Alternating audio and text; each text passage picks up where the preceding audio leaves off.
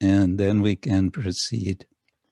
Om Jnana Timirandasya Jnananjana Shalakaya Chakshurunmilitam Yena Tasmai Shri Gurave Namah. Shri Chaitanya Manobishtam Stapitam Yena Bhutale Swayam Rupa Kadamahyam Tadati Swapadantikam Vandeham Shri Guru Shri Yuttapadakamalam Shri Gurun Vaishnavangscha Shri Rupam Sagrajatam Sahagana Raghunatang Vitam Tam Sajivam Sadvaitam Savadutam Parijana Sahitam Krishna Chaitanya Devam Shri Radha Krishna Padan Sahagana Lalita Shri Vishakanditangscha Nama Om Vishnupadaya Krishna Prashtaya Bhutale Srimate Bhaktivedanta Swamin Iti Namine Namaste Saraswate Deve Gauravani Pracharine Nirvishesha Shunyavadi Paschatya Deshatarine Vancha Kalpatarubhyascha Kripa Sindhubhya Evacha Patitanam Pavanebhyo Vaishnavebhyo Namo Namah.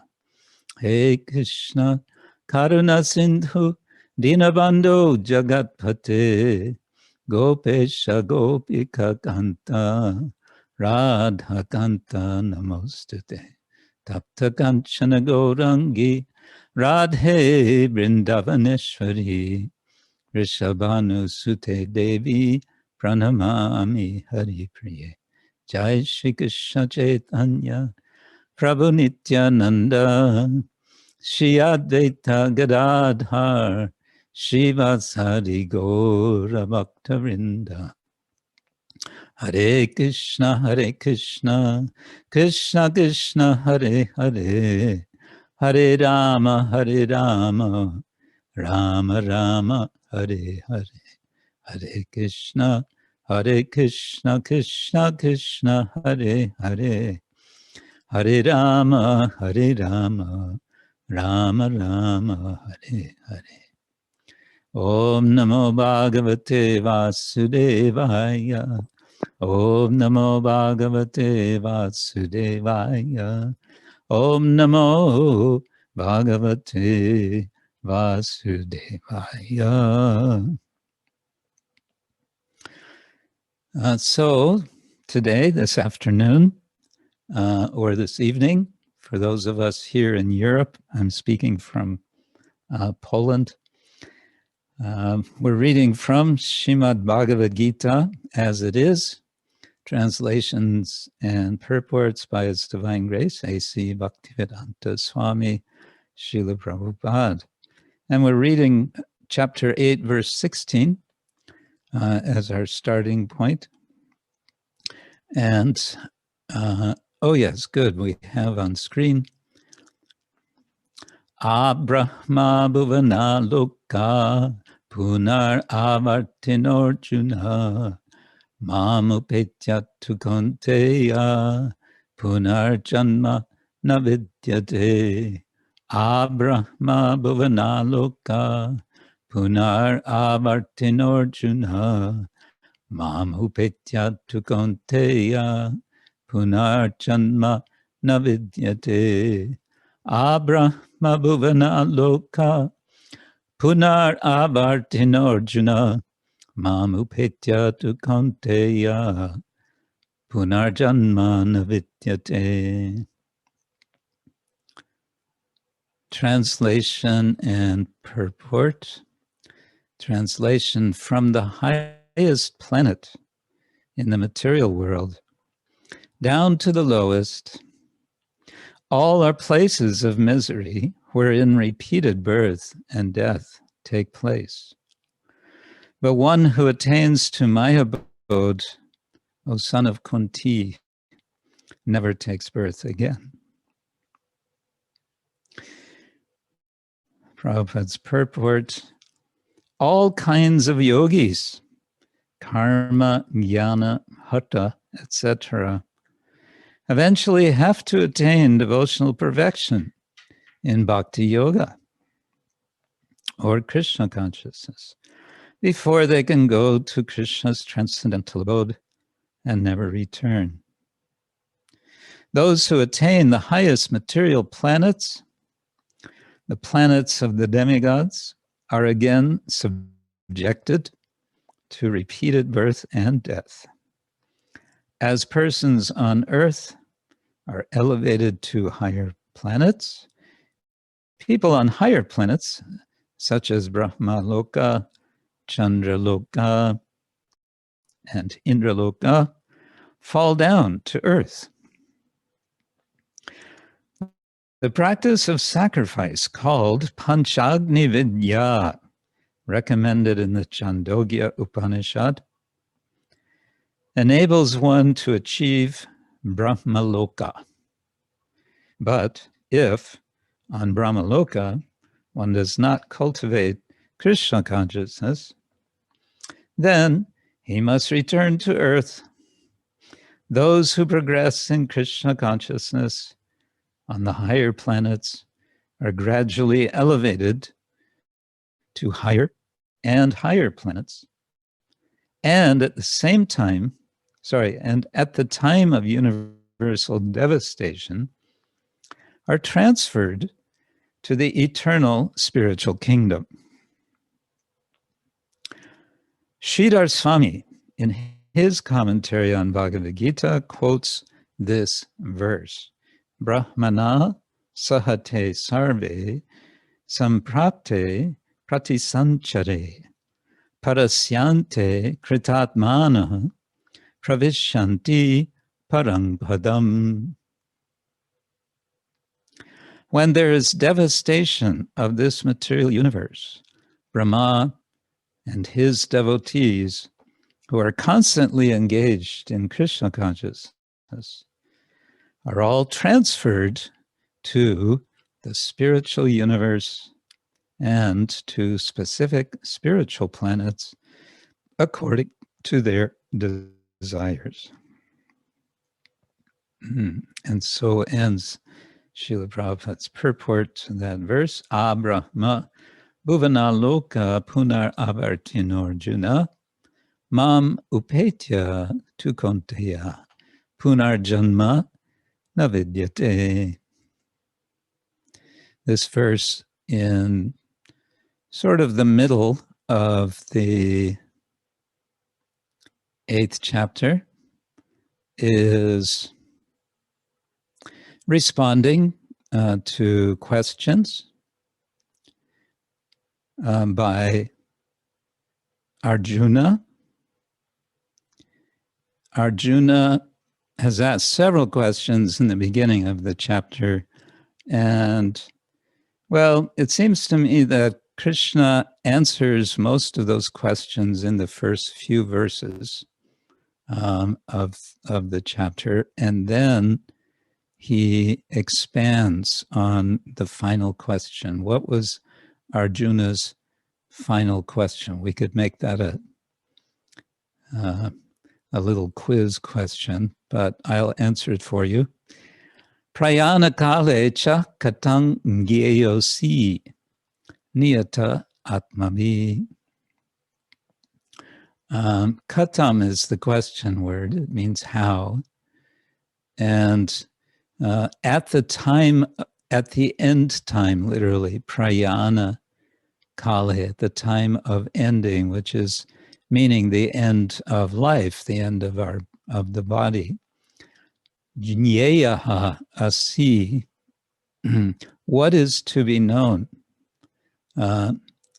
Asi niyata atmavi, by the persons who are niyata, who are self-controlled, whose selves are regulated. In other words, the yogis, those who are spiritual about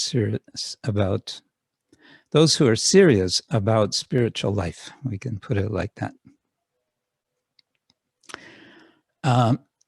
So Krishna is going to be responding mainly to this question in the course of this chapter. And of course, the question is relevant for all of us. We may say it's the one which is most existentially of concern for us. Why? Because we all are facing death. We're all facing the time when our very dear bodies are going to be taken away from us. So it's good to know what we should know, what preparations to make for that, which we can say is also the whole process of Krishna consciousness. In this particular verse, I would suggest we have a few themes that are touched upon. It's quite amazing, actually, how much there is in any one verse of Shastra that we can examine. Maybe I should also ask, what is our schedule, so I don't go too long dragging on and then discovering everybody's disappeared. Please tell me, if you can, what would be our standard scheduling time? When would you like me to end, and maybe keeping some time for discussion? Hare Krishna Maharaj. Thank you. Yes. Maharaj, I don't want to put we don't want to put a time, you can go on, but because it's such wonderful opportunity for us to associate with you. 1 to 2 is usually an hour for our guest speaker, and then 2 to 2:30 plus 15 minutes here and there would be question and answers, comments, Maharaj. Oh, okay. Would all that work for you, Maharaj? Yeah, that's fine. Just fine.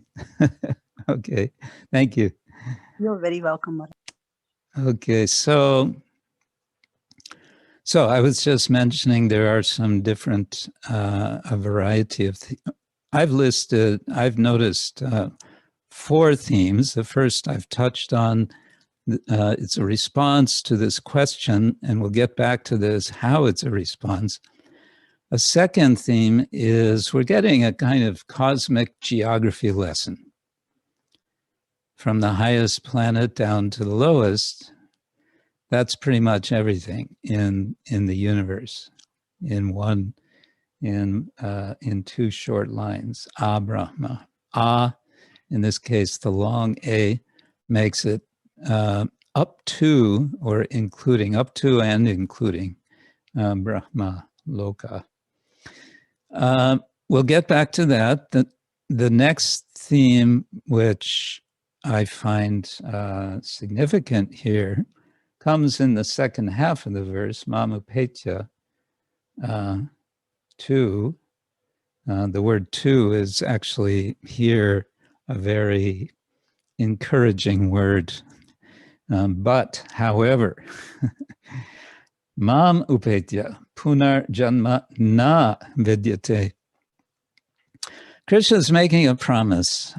He makes a few promises in the Gita, and this is certainly one we can appreciate. He's promising, you come to me, and that's it. You're not going to have to come back to this world. Excuse me.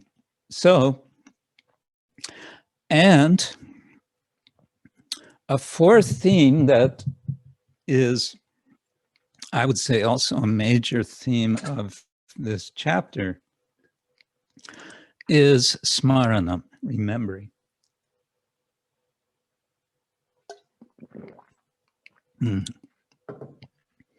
Remembering the Lord.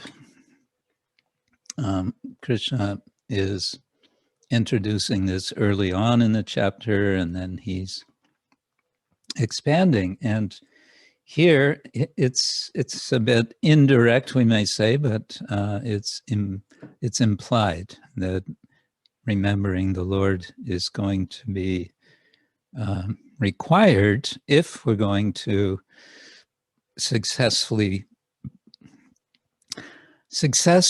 and permanently leave this world to go to the spiritual world.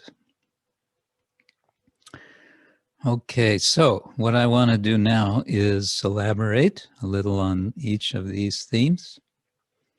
The first one being our cosmic geography lesson. We get other hints at cosmic geography in different parts of the Bhagavad Gita. And of course, we get much more detail in the Bhagavatam. We get lots of detail, famously in the 5th canto, but also elsewhere. Just the analysis of the material world in terms of Sankhya is there quite extensively in the end of the 3rd canto and also in the 11th canto. But here, Krishna is giving us a real one-liner which sums up a lot. And what he's doing is, of course, underlining, in effect, what he said in the previous verse, Mam upetya punarjanma dukkhalayam ashashvatam. In 2 words, dukkhalayam, dukkha, actually it's a samasa, it's a combination, dukkha alayam, a place of dukkha, and ashashvatam, it's temporary. That's from the previous verse. Prabhupada, in his translation, kind of carries that point over, because Prabhupada says in his translation, from the highest planet in the material world down to the lowest, all are places of misery. Actually, the Sanskrit of the verse doesn't say that. I'm sorry to say.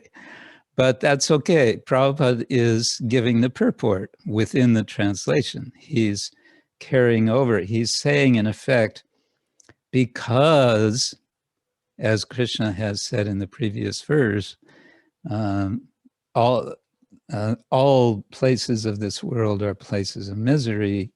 He's underlining that same point here. Now, so that's all kind of wrapped up actually in the 2 verses, 15 and 16, in super short and almost abrupt way. They say what this material world is all about. And then we might think, oh, but, actually, that's just a generalization that that this world is a dukkhalayam. It's a generalization, and therefore it's not telling the whole story. There must be some place here where there is happiness. And of course, one can make that argument. There are places in the world, on this planet even, even on the Earth planet, there are places of happiness. What is it? In the small country of Bhutan, they are proud of having, what is it they call it? Gross national happiness or something like that. They have the highest rating of the world. Sometimes it's Denmark. I think it's only Denmark because they tend to keep somewhat, I shouldn't say this, the population tends to be largely intoxicated. Anyway, so we may make some kind of argument like this, there's some places and people are having certain degrees of happiness, so don't knock it. And so Krishna is saying, actually in the previous verse, yeah, there may be something, but ashashvatam, it's temporary. Shashvata, of course, means perpetual, and ashashvata means not perpetual, which means temporary. And so with this verse, verse 16, then he's making that more specific by saying, you have to return from wherever you were finding some happiness. You've got to come back. You've got to come back to places where there's more concentration of misery. That's just how it is.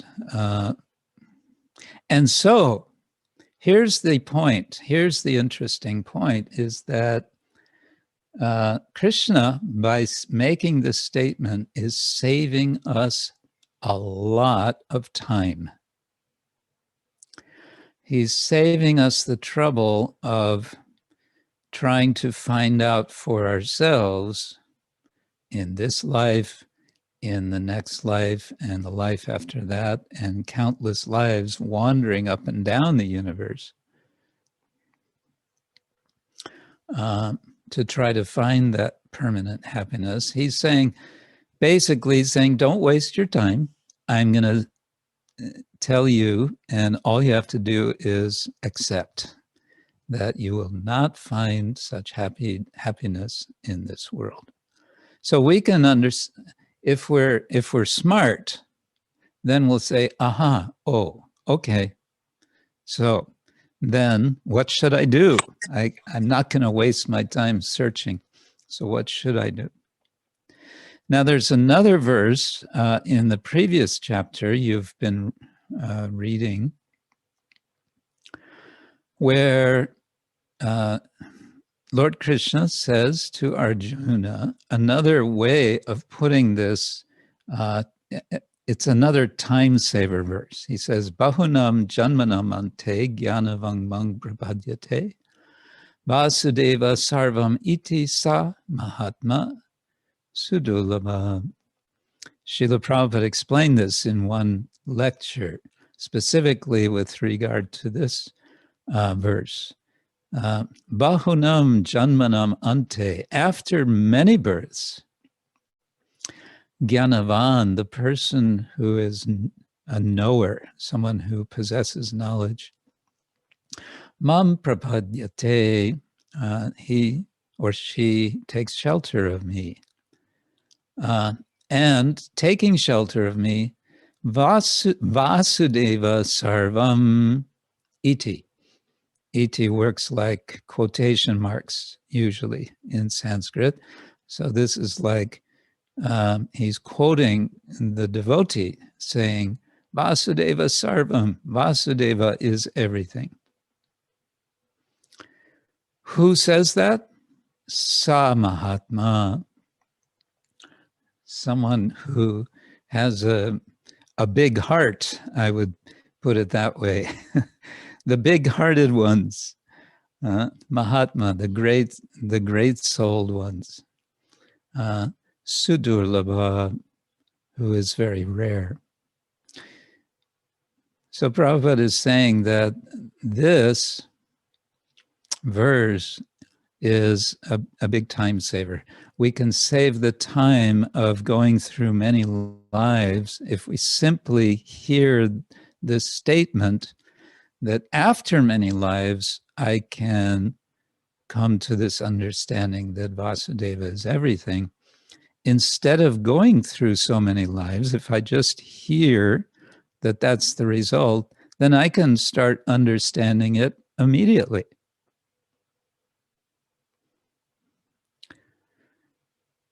So like that, Krishna he wants to save us trouble. And so he's giving us these tips.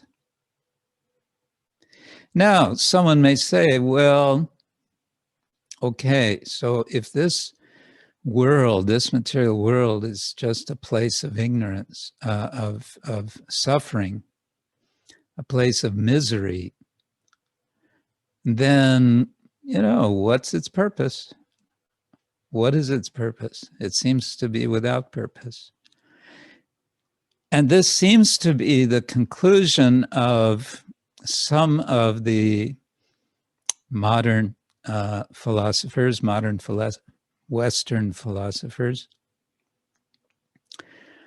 one of whom in the mid 20th century, a French philosopher you've probably heard of, Jean-Paul Sartre, became well known.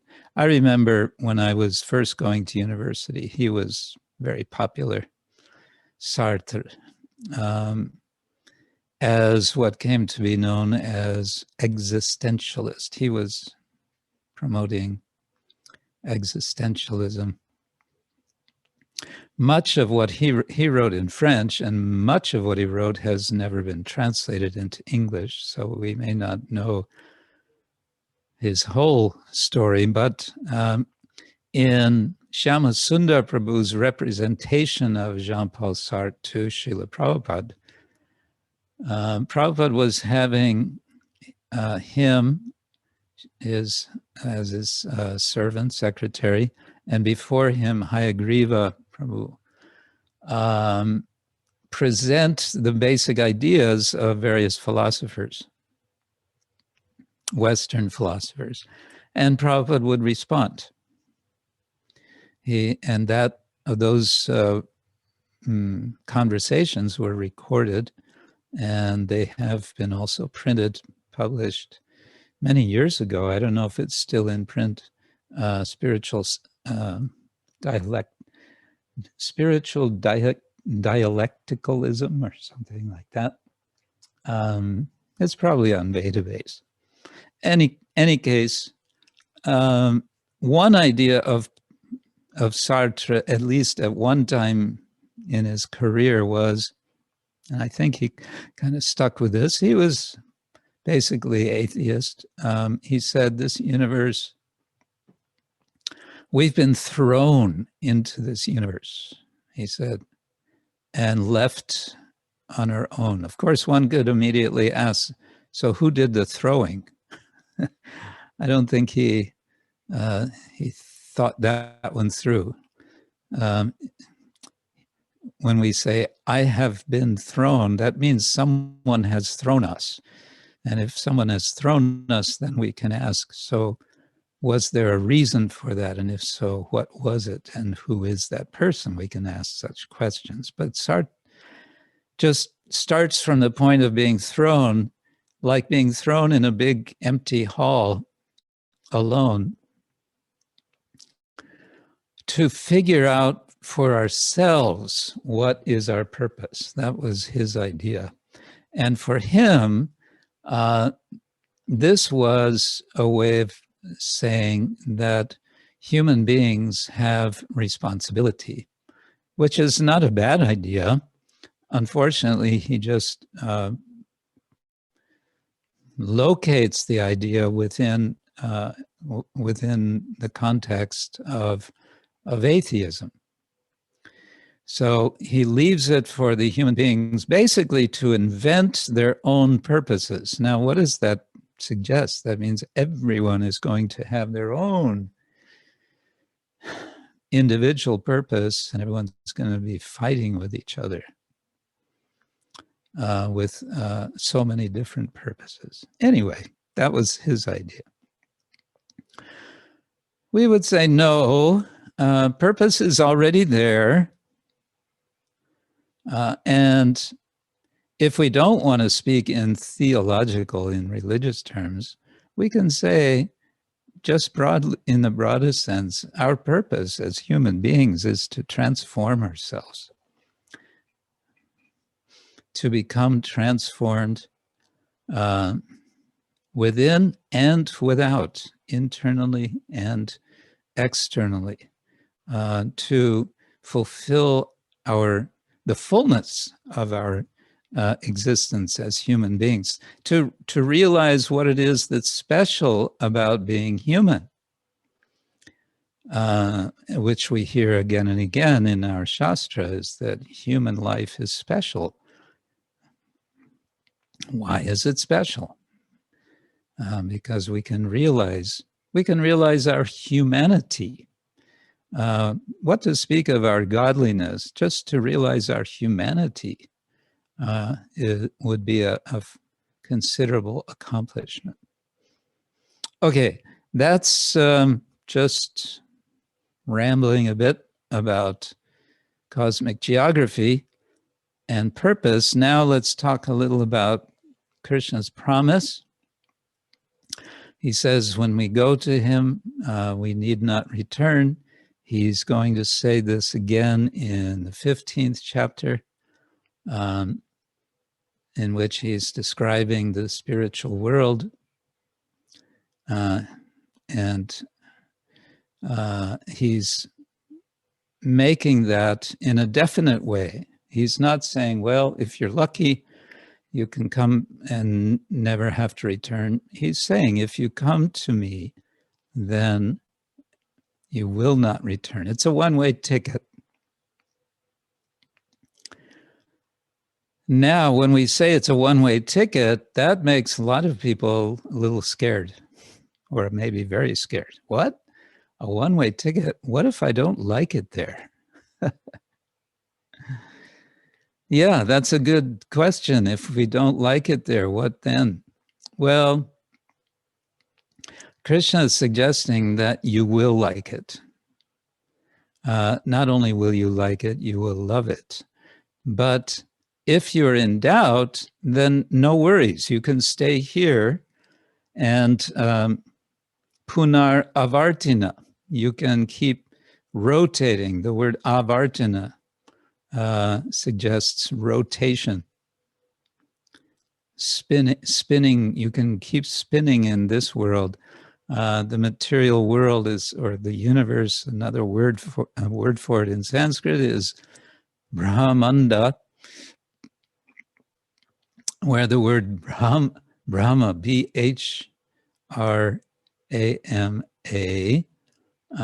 can mean mistake. It can also mean wander. Brahm, to wander, and anda means egg. So we're enclosed in an egg in which we can wander to our heart's content.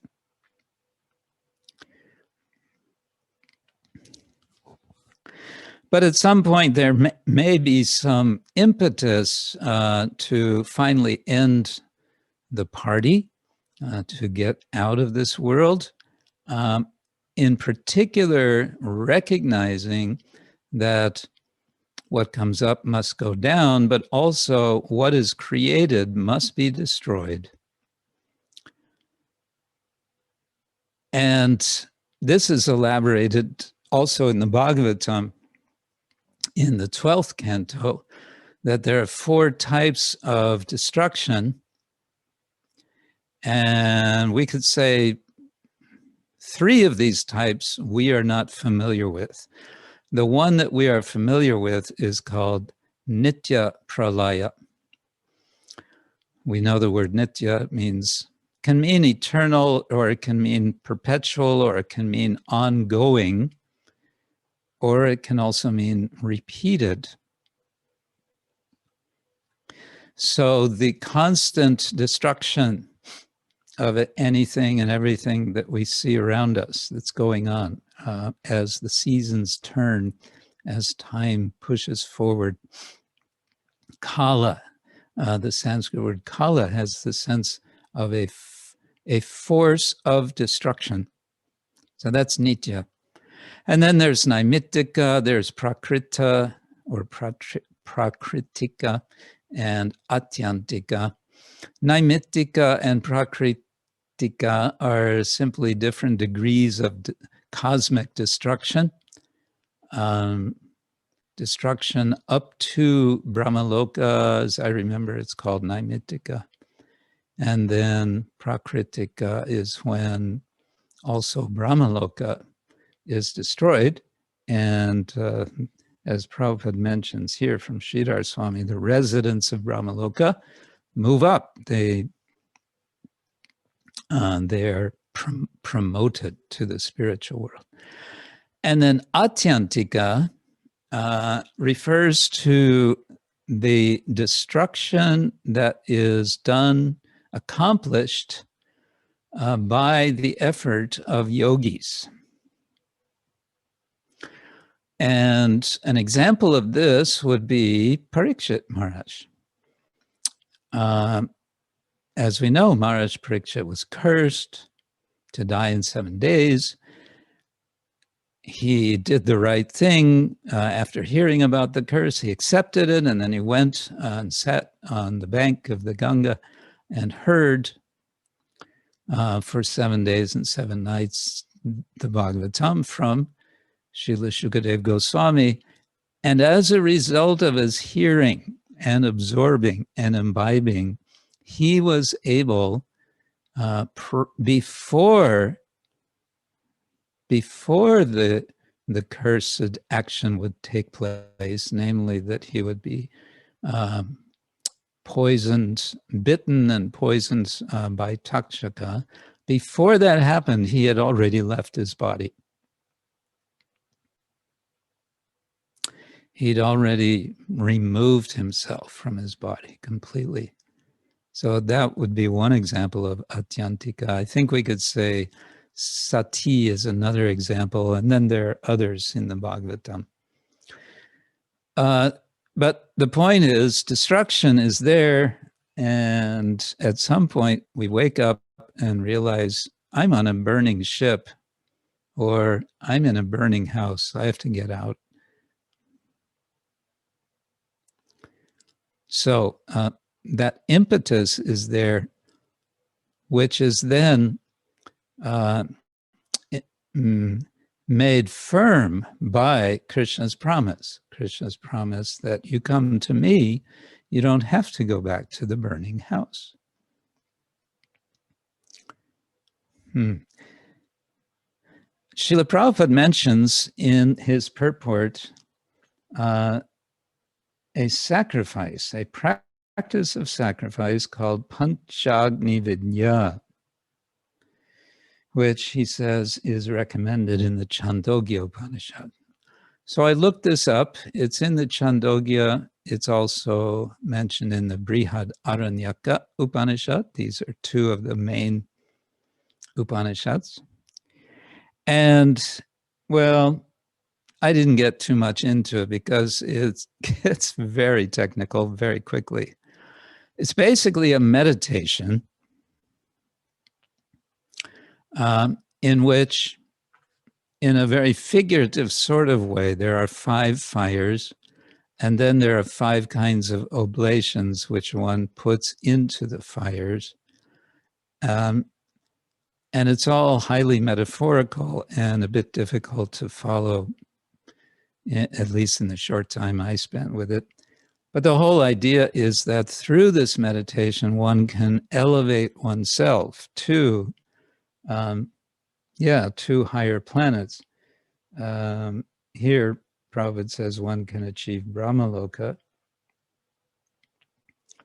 And just a general detail, what's that? A general point, or is it a detail? There are in the Upanishads several passages which have come to be called Vidyas. And traditionally there are 32 of these. And here the word Vidya, which usually is translated as knowledge, here we could say it's something like technology or technique. These are techniques for elevating the consciousness in a very sort of focused and determined way. Well, we don't do that. We don't do these vidyas. We have another process. We have the bhakti process. And in the bhakti process, what do? Well, we hear and we chant, and and for now I'm underlining the word remember. We remember the Lord. And so this brings us back to what I was saying. This is another theme, which is very strongly emphasized in this chapter. In particular, we can go all the way back to verse number 5. Antakale chamam eva smaran muktva kalevaram, remembering smaran, antakale, at the time of the end of the body, kalevaram, remembering what? Not what, but whom? Remembering Mam, Krishna. Yaha prayati, one who goes, sa mad bhaktam, he's my devotee. He goes to me, yati na asti atra sangshaya, there's no doubt. Sangshaya means doubt. So again, we're getting that promise. And then Krishna makes the more general point in the next verse, yam yam va api smaran bhavam. So depending on what bhavam, what mentality, what mood one is remembering, smaran, tyajati, when giving up at the end, ante, kalevaram, this body, tam eva, eti, one will go there, certainly. Sada, always. This is always the case. Sada tat bhava bhavita. One will come to that situation. Now, the point, though, that this all leads to is in the next verse. Tasmat, whenever you see that tasmat, that's therefore. Okay, there's a conclusion here. There's something we have to especially pay attention to. Tasmat sarveshu kaleshu mam anusmara yudya cha.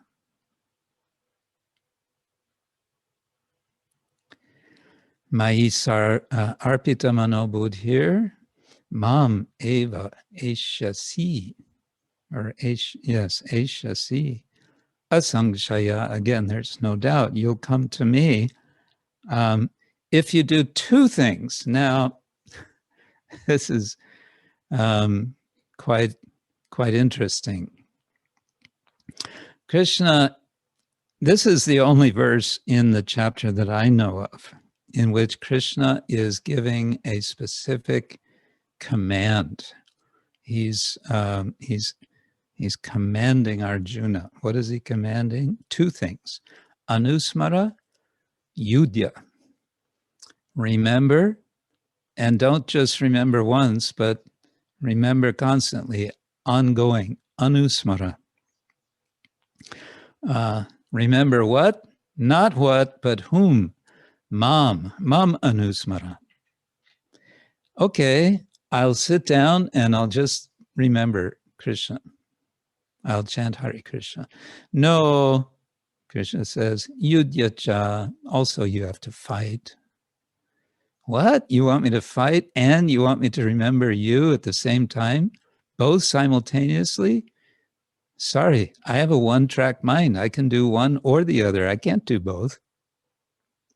Krishna says, sorry, you have to do both. And you'll be able to do it. Why will you be able to do it? Because you're going to practice. You're going to practice abhyasa yoga yuktena abhyasa. You're going to, abhyasa means practice. Practice means you do it and you do it again and you do it again. You keep going. And by your practicing, you improve. So this remembering, and then Krishna says how to remember. He gives details how to remember Krishna in the next verse, verse 9. Kavim Puranam Anushasitaram Anorani Angsangs Anusmaret Yaha. All sorts of qualities of Krishna. He is the original poet. Kavi means poet. It also means philosopher. And Puranam, he's ancient. He is the Anushasitra. He's the controller. He's great. He's small. He's everything in between. He is maintaining everything. And on top of all this, Achintya, he's inconceivable. You may say, what? If he's inconceivable, how am I supposed to remember him? Practice. This is what Krishna says, practice. So that's what we want to do in the course of our lives. And the course of our lives means, of course, in the course of our daily lives, not just certain times, but as Prabhupada would say again and again, 24 hours a day, 7 days a week. How do we do that? Okay, well, that's the whole process. And it's practice. And it's inviting Krishna to help us. That's the prayer. That's the Vandanam aspect. Shravanam Kirtanam, Vishnu Smaranam, Padasedam, Archanam, Vandanam, Dasyam Sakyam Atmani Vedanam. The Vandanam, the prayer. I found one particular prayer very helpful for myself to remember Krishna. And the prayer is in the form of a question. And the prayer goes like this. Oh Lord Krishna, where are you right now? Where are you? And Krishna's telling us where he is. In the Gita, he's saying, Rasoham apsukonteya, prabhasmi shashi shuryayo, I am in the taste of water. I am the taste of water. He doesn't say I'm in the taste. He says I am the taste. He says I am the light of the sun and the moon. He says I am the syllable Om. He says I am the ability in Purusha. We are all Purushas. And if you're thinking, well, even that's hard for me to remember. Well, we're all engaged in so many activities. Perhaps we have a job. Every day we go to work, we have particular tasks to perform. Why are we doing that work? Well, we've been engaged. We have that position because we have qualifications to do it. We have abilities. Krishna says, I'm that ability. So if we subtract the ability from ourselves, then where are we? And then we're minus Krishna. That's impossible. We're always with Krishna, and Krishna always gives us so much ability. In the Bhagavad Gita, Krishna is giving us many hints on how to see him in our daily lives, but we're not going to be looking for Krishna unless we have a question in our minds. Krishna, where are you? But if we practice asking that question, Krishna, where are you? Immediately we'll become aware, oh, Krishna, you are here. Yes, you're with me. You are here in so many ways.